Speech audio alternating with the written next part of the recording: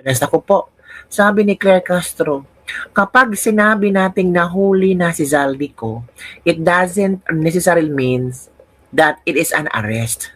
So ano ba talagang ibig sabihin ng nahuli?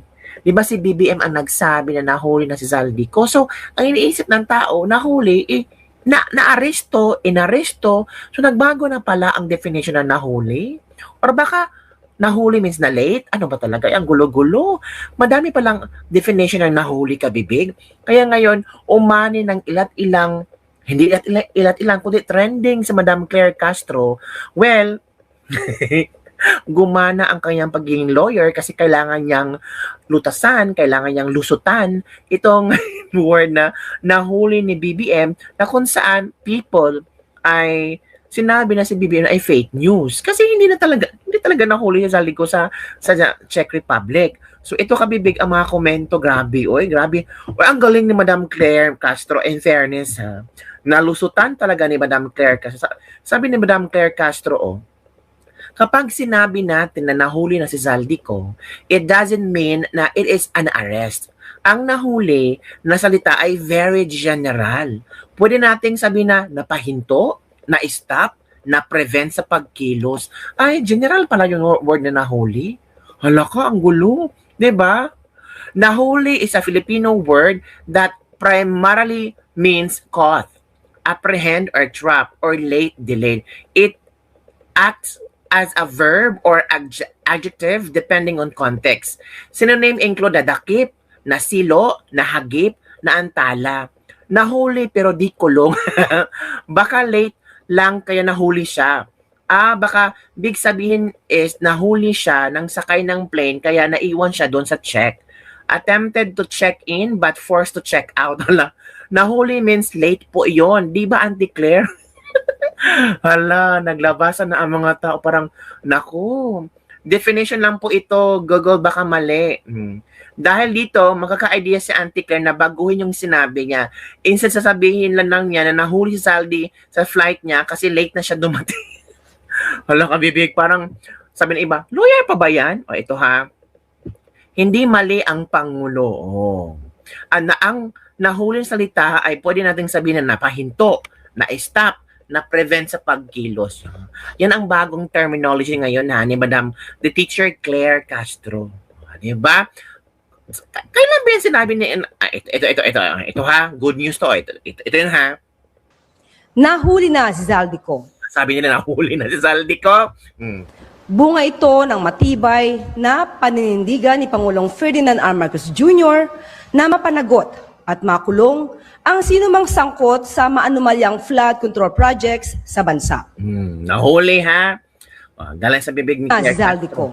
Now, paano niya ito lulusutan? Eto, pakinggan natin Pag sinabi nating nahuli, ito na. Pag sinabi nating nahuli na si Zaldico, it doesn't necessarily mean that it is an arrest. Ang nahuli na salita ay very general. The public is seeking clarity because it was President Bongbong Marcos who said nahuli na si Zaldico last week.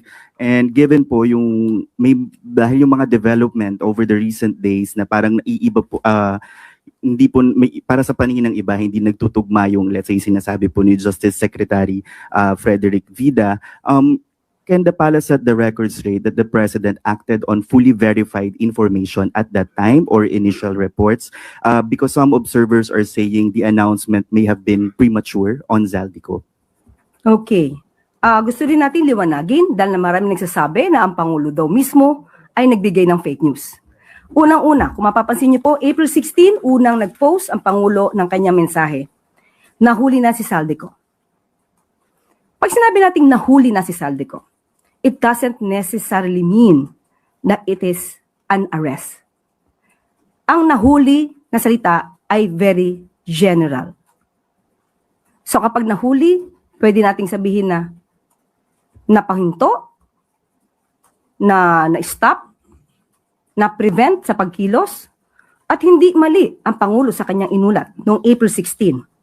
At sinabi pa nga niya dito na we are in close coordination with the Czech government to ensure that all legal processes are followed and to arrange for his return to the Philippines at the soonest possible time.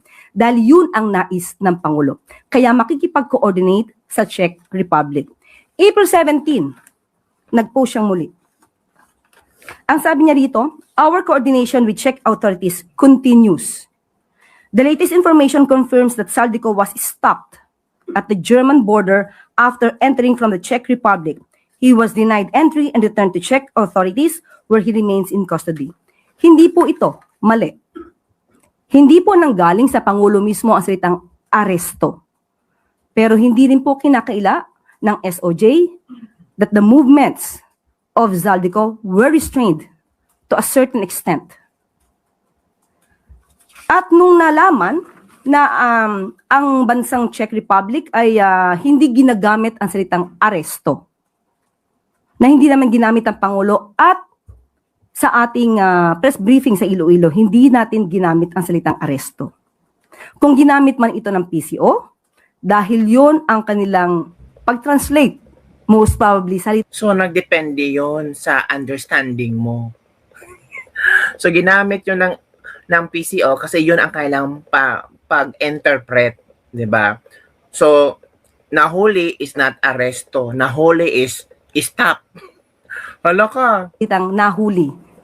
But, nung nalaman na hindi ito ang terminong ginagamit ang Czech Republic, O dapat so dapat pala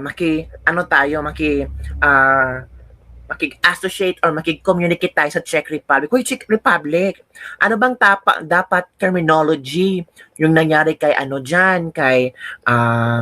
tawag ito, Zaldico. Kasi mahirap kasi dito mag-post sa Pilipinas. So, will you please give us a specific word to describe kung ano ang nangyari kay Zaldico dyan? So, yung statement natin, yung posting natin, magdepende sa Czech Republic kasi hindi ginagamit ang word na nahuli sa Czech Republic. Of course, Tagalog yung te. Hindi talaga pwede yan sa Czech Republic.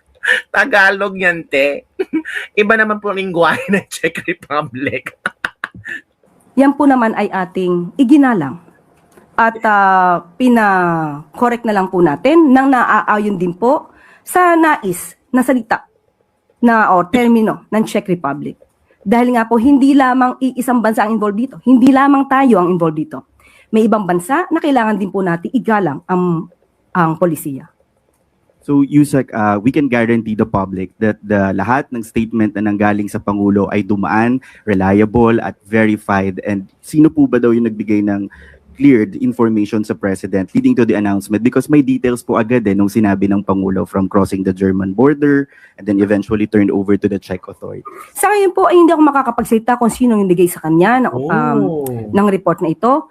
Pero maingat po ang Pangulo sa pagbibigay ng anunsyo sa ating taumbayan. Kaya wag ipahid sa Pangulo ang salitang aresto dahil hindi po niya yan ginamit. Hindi nga niya ginamit, pero tayo naman ay Pilipino, malawak ang bokabularyo natin. So, we can interpret, we can define the word nahuli. 'Di ba? O sige na, sabi ni Ate Claire, wag niyong igamit yan sa Pangulo kasi hindi ginamit ng Pangulo ang na-aresto, ang ginamit niya nahuli. Ay, naku. Huli na si Sam. Ba, talaga, Ate Claire. Hala. Ay, ewan ko. Ay, naguguluhan na. Uy, mga English major, mga Filipino major dyan, lumabas na naman kayo. Lumabas kayo. Pakiliwanag naman kasi naguguluhan na rin ang tao. Ang ibig sabihin daw ng nahuli, sabi ni Claire Castro, is napahinto, na-stop, na-prevent sa pagkilos. So, yun ang ibig sabihin na nahuli ha. Napahinto, na-stop, na-prevent sa pagkilo. So mga English major dyan, mga Filipino major dyan, kayo please comment down below. Tama ba itong definition ni Claire Castro, mga kabibig? Kasi pati ako naguguluhan, pati ako I'm confused already. Filipino ako ha, Filipino ako ha.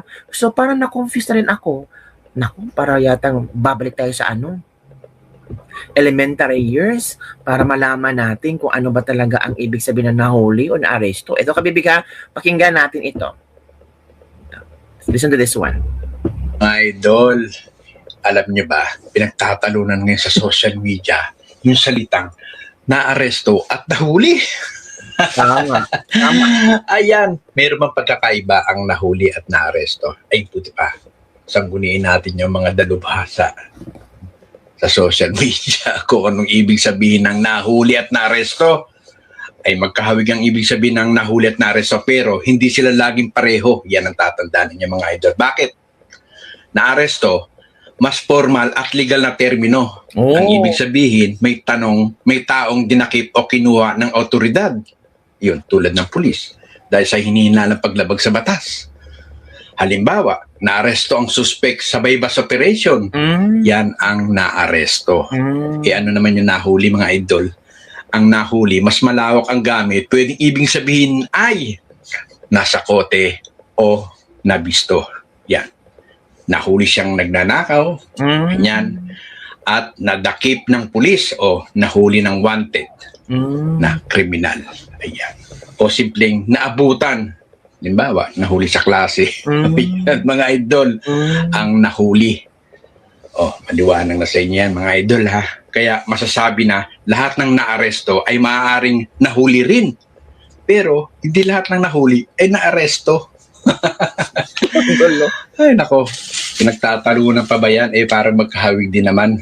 Tama. Kaya yan. Kasi nung isang araw may lumabas na nagbalita na nahuli na raw. Tapos ngayon, hindi naman sinasabi ng tagapagpaliwanag, hindi naman sinabing naaresto. Para sa inyo mga idol, nahuli, naaresto, parehas ba?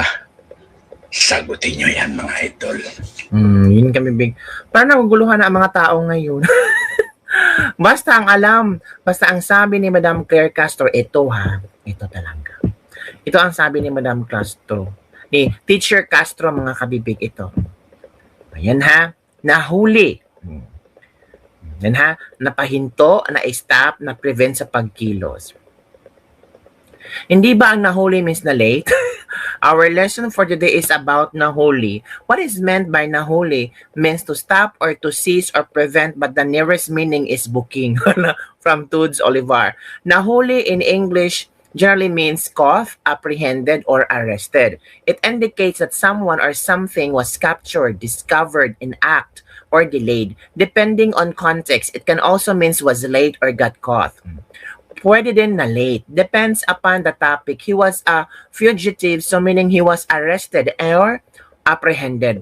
But this was another diversionary tactics applied by the Syndicate of Malacanang, Congress, Senate, at etc. Ito na tayo ha. Marami na talaga. Tingnan nyo kabibig Nahuli in general meaning. Ang salitang nahuli sa Tagalog ay may dalawang pangunahing kahulugan depende sa konteksto ng pangungusap. Caught, nakuha, nasakote, nahuli ang magnanakaw. Ito ay tumutukoy sa pagdadakip o pagkakahuli sa isang tao, hayop o bagay. Na late or naantala, huli sa oras o huli sa klase. Ito ay tumutukoy sa pagiging huli sa takdang oras o pagdating ng lampas na inasahang oras. Halimbawa, nahuli ang isda sa lambat. Nahuli ako sa trabaho dahil sa traffic. Wala kakabibig. So, naglabasan na ngayon ang mga marurunong sa definition of terms and terminologies. Pero mas magaling si Claire Castro kasi siya ang nag-define. Huwag niyong ilagay sa bibig sa ating Pangulo yung pag-aaresto kasi hindi yan sinabi yan. Ang sinabi yan, nahuli. Ang ibig sabihin na nahuli, napahinto, na-stop, o na-prevent sa pagkilos. So wag niyong ilagay yan sa bibig ng ating Pangulo kasi hindi yan ginamit ng ating Pangulo. At ayaw ng mga taga-Czech Republic ang word na naaresto. Bawal. Sabi ng taga-Czech Republic, we don't like the term. Dapat iba daw ang aprobado na term ng mga taga-Czech Republic ay nahuli. Instead of aresto, nahuli. Yun ang approve nila. Ayon lang sa salitang aresto. Alam niyo na kabibig ha? So yun po ang klase ni Madam Claire Castro ngayon. So salamat Madam Claire Castro sa bagong knowledge na i-share mo sa aming lahat na ang ibig sabihin ng nahuli is napahinto, na-stop, or na-prevent sa pagkilos. Yun nakabibig. Ano ang iyong reaction hinggil dito? Kasi ako hanggang ngayon ay parang sa akin same lang talaga eh. Same lang talaga ang ibig sabihin nun. Pero kay Madam Claire iba eh. Sabi ng iba, natural, i-depende talaga niya si BBM kasi alam nyo na, tao siya ni BBM. So kailangan hanapan nila ng depensa para hindi magmukhang fake news si BBM. So, kailangan ang nahuli is different meaning compared to aresto. Ay, naku, ang gulo-gulo.